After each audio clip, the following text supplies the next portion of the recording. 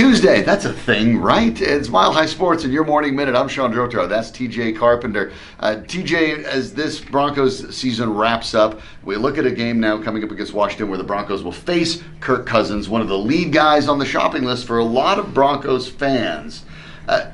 Breaking down this game and looking at how he plays, is that something that you think that the Broncos could sell to him? Is the way they play, if they play well against Cousins, is that a sales pitch?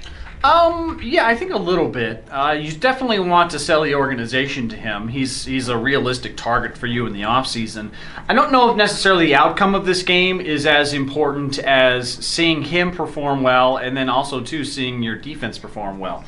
Because both of those things are going to be big points for both the Broncos and for Kirk Cousins. So everybody's going to be watching Cousins. This is one of the only games I think that Broncos fans are going to watch this season where they don't really care about the outcome. And I know that all fans care about the outcome at the end, but I think they would much rather see Kirk Cousins in a Broncos uniform than a win this weekend. On the other side, of course, the Broncos have not decided who their starting quarterback is. Vance Joseph yesterday said that they will take a look at it. I've said earlier, when it means that they haven't decided, what they mean is, we really hope it's Paxton Lynch. So we'll find out if that ends up being the case. My guess is that they decide to bite the bullet and go with Lynch today after practice. What's your gut telling you? Yeah, probably Lynch. It's funny to me, Lynch is always hurt until they need him or want him to play. And they really want him to play, so it's kind of up in the air who's going to start this week. But that's going to be a hard sell. If I were Vance Joseph and I named Paxton Lynch the starter today,